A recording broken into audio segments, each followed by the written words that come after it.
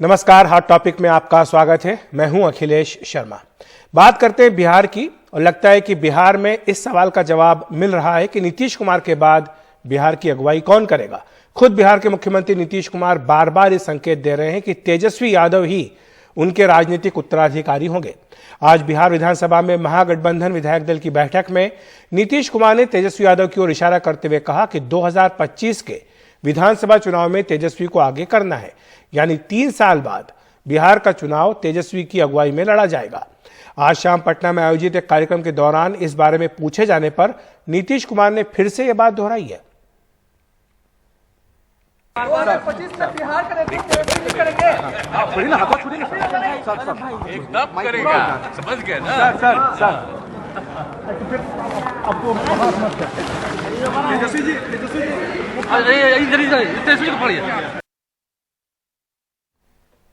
और इससे पहले नालंदा में भी नीतीश कुमार ने तेजस्वी को आगे बढ़ाने की बात कही थी, वो भी सुन लेते हैं। हमारे तेजस्वी जी हैं, अब इनको हम लोग बिल्कुल आगे बढ़ा करके और आगे हमको तो जितना करना था अभी सबसे आगे और हमको करवाना तो आगे करवाना है तो सब कुछ करवाएंगे। सब कुछ को एक एक बात समझ रहे हैं और एक एक बात को देख रहे हैं और एक एक काम करने की कोशिश सब लोग कर रहे हैं। हमारे अधिकारीगण भी सब ठीक से काम कर रहे हैं, सब तरह की सुविधा है, सबको है। लेकिन अब इन सब चीजों पर जरा ध्यान रखिएगा कि हमको तो जितना सेवा करना था मेरा बतवा जरूर मान लीजिएगा, काहे कि मेरी राय नहीं है। हम जो भी कर रहे हैं राष्ट्रपिता महात्मा गांधी बापू की बात जो है उसी को ध्यान में रख करके ही हम एक एक काम को करवाए हैं और आगे बढ़वाए हैं, तो याद रखिएगा। और वैसे आपको बता दें कि आज जब महागठबंधन विधायक दल की बैठक हुई तो उसके बाद आरजेडी के विधायक ऋषि कुमार ने कहा कि नीतीश कुमार 2025 के चुनाव में नेतृत्व नहीं करना चाहते। इसका मतलब यह है कि महागठबंधन में नंबर 2 की हैसियत रखने वाले तेजस्वी यादव के नेतृत्व में ही अगला चुनाव लड़ा जाएगा। उन्होंने बात करने के लहजे में ही अपनी जो है एक बात रखी बैठक में कि आने वाले समय में वो मुख्यमंत्री बनने की चाहत नहीं रखते और ना ही वो प्रधानमंत्री बनने की रेस में है। और ऐसा नैरेटिव वही लोग थ्रो करते हैं जो चाहते हैं कहीं ना कहीं महागठबंधन में टूट हो जाए। तो उन्होंने ये स्पष्ट कहा है कि अब वो मुख्यमंत्री बनने की चाह नहीं रखते। यानी 25 में तेजस्वी की लीडरशिप में महागठबंधन ये इलेक्शन लड़ने। देखिए, ऐसे में स्पष्ट हो जाता है कि सेकेंड मैन इन कमांड जो है इस सरकार में वो माननीय उप मुख्यमंत्री तेजस्वी प्रसाद यादव जी हैं।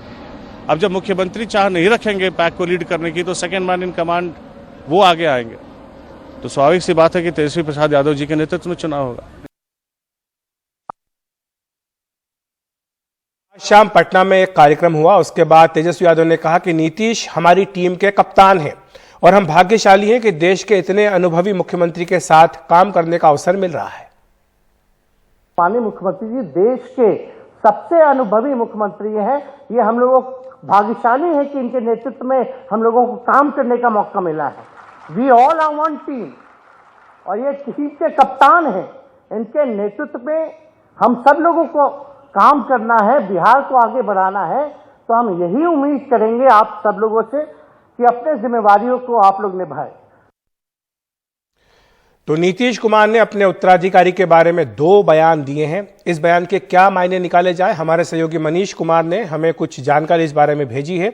उनका यह कहना है कि इसका मतलब यह है कि तेजस्वी यादव ही नीतीश कुमार के राजनीतिक उत्तराधिकारी हैं। 3 साल बाद विधानसभा का चुनाव होना है, उसमें तेजस्वी यादव ही महागठबंधन का चेहरा रहेंगे मुख्यमंत्री के तौर पर।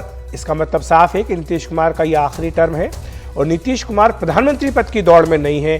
क्या यह भी मतलब इसका निकाला जाए, यह भी एक बड़ा सवाल है। तो इस पर अधिक चर्चा करने के लिए हमारे सहयोगी मनीष कुमार ही हमारे साथ जुड़ रहे हैं। मनीष, आखिर में जो आपने पॉइंट दिया है सबसे पहले उसी पर बात करता हूं कि यह बात मानी जा रही थी कि जब बीजेपी का साथ छोड़कर के नीतीश आरजेडी के साथ गए थे तभी ये डील हो गई थी कि नीतीश कुमार जो है दिल्ली की तरफ अपना ध्यान केंद्रित करेंगे और जो अगला विधानसभा चुनाव होगा उसमें तेजस्वी यादव चेहरा होंगे। तो अब ऐसा लगता है कि एक तरह से इसका औपचारिक ऐलान भी हो रहा है, क्योंकि रणनीति यह भी होगी जेडीयू की कि अगर नीतीश कुमार को बाकायदा पीएम का चेहरा प्रोजेक्ट किया जाए तो लोकसभा चुनाव जो 2024 में होने वाला है उसमें महागठबंधन को फायदा मिल सकता है।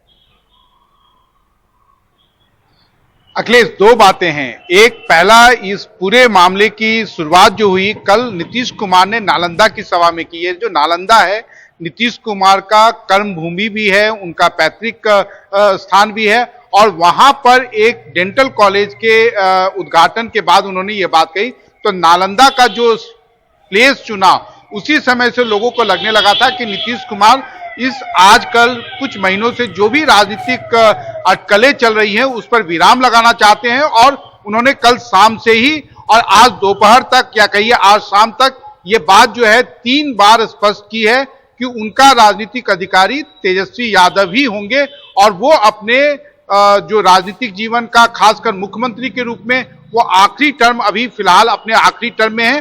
हालांकि इसमें 3 साल का कार्यकाल है। तो इसका दूसरा पक्ष यह भी है कि तेजस्वी यादव को एक तरह से उन्होंने समय दिया है कि आप अगले 3 सालों के अंदर अपने काम से लोगों को साबित कर दें कि आप मेरे सही में राजनीतिक उत्तराधिकारी हैं। और खासकर जो नीतीश कुमार का आधारभूत वोटर है, ईबीसी हो, महादलित हो, उस सेक्शन को आप अपने साथ कैसे जोड़े रखते हैं या उनको कैसे कॉन्फिडेंस में लेते हैं, यह आपके लिए आज के बाद कड़ी चुनौती है, क्योंकि आप मेरे बाद राजनीतिक उत्तराधिकारी आप ही हैं। आप ही के चेहरे पर अगले बार महागठबंधन वोट मांगेगा। दूसरा, इसका एक और पक्ष होगा कि आने वाले दिनों में, चूंकि बीजेपी के पास में आपको मालूम है कि सहयोगियों की संख्या कम है, तो लोकसभा हो या विधानसभा हो, उनके पास उम्मीदवारों की कमी है। तो वैसी परिस्थिति में जिसे भी जनता दल यू का साथ छोड़कर जाना होगा, तो वो इससे ही तेजस्वी यादव को ही मुद्दा बनाएंगे। अगर आपको याद हो तो पश्चिम बंगाल में जब विधानसभा चुनाव हो रहे थे, तो जिसे भी टीएमसी से बीजेपी जाना होता था अखिलेश, तो वो एक बात कहते थे कि प्रशांत किशोर का प्रभाव इतना बढ़ता जा रहा है कि वो उन्हें बर्दाश्त से बाहर है और वो जा रहे हैं बीजेपी की ओर। तो वैसे ही आने वाले दिनों में आप देखेंगे कि जिसे भी जनता दल यूनाइटेड छोड़कर बीजेपी जाना होगा, वो तेजस्वी यादव को नेता बनाए जाने का या उत्तराधिकारी बनाए जाने को असल मुद्दा बनाएंगे।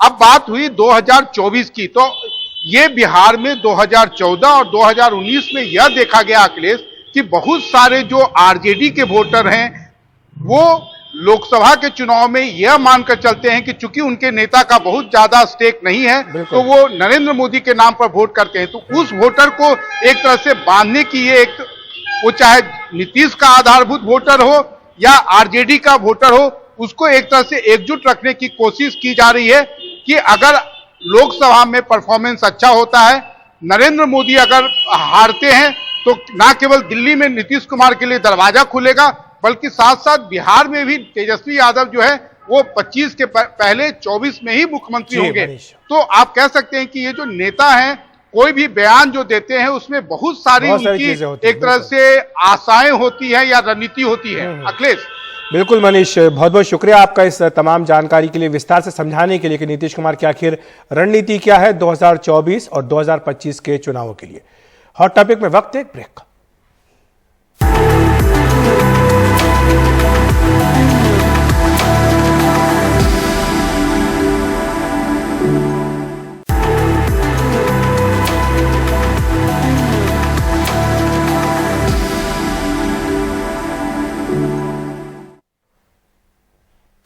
भारत और चीन के बीच तनाव को लेकर एक और जहां विपक्ष सरकार से जवाब मांग रहा है, वहीं केंद्र सरकार ने कांग्रेस पर चीन से पैसे लेने का आरोप लगाया।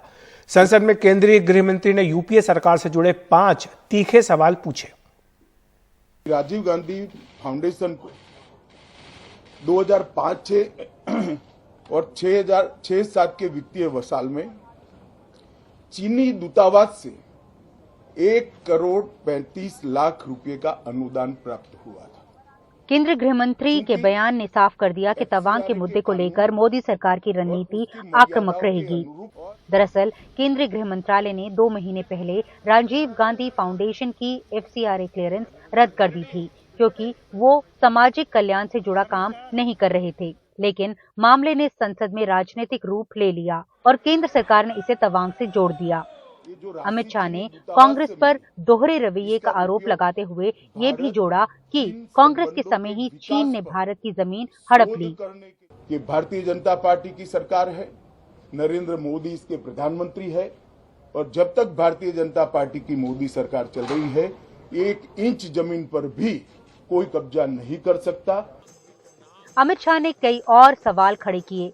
कहा कि नेहरू ने अपने निजी संबंधों के लिए सुरक्षा परिषद की सदस्यता चीन को भेंट कर दी। 25 मई 2007 को चीन ने कांग्रेस के तब के अरुणाचल प्रदेश के मुख्यमंत्री दोरजी खांडू को वीजा देने से इनकार कर दिया। कांग्रेस ने क्या किया? 2010 में चीन ने जम्मू कश्मीर के नागरिकों को स्टेपल वीजा देना शुरू कर दिया और 2011 में आखिर क्यों यूपीए की सरकार ने देमचौक में डेवलपमेंट का काम रोक दिया? कांग्रेस उधर आरोप लगा रही है कि सरकार चीन की चर्चा से डर रही है। मेरे ख्याल में कोई शक नहीं है कि चाइना की आंखें तवांग पे हैं और तवांग सेक्टर में हमें बहुत बहुत होशियार रहना है। जो आर्मी ने कल किया, मेरे ख्याल में पूरा देश का समर्थन के साथ किया है। लेकिन इस मामले में सरकार का रवैया बताता है कि तवांग का विवाद इस सत्र में हावी रहेगा। विपक्ष जब भी केंद्र सरकार से गंभीर मसलों को लेकर, चाहे वो महंगाई हो या फिर चीन के साथ उसके रिश्ते हों, जवाब मांगता है तो केंद्र सरकार उसे इतिहास का पाठ पढ़ा देती है। इतिहास अपनी जगह सही है, लेकिन इस बारे में भी चर्चा करनी बहुत जरूरी है कि आगे की रणनीति भारत सरकार की इन गंभीर मुद्दों को लेकर क्या होगी। नई दिल्ली से नीता शर्मा, एनडीटीवी इंडिया के लिए। तो हॉट टॉपिक में इतना ही। नमस्कार।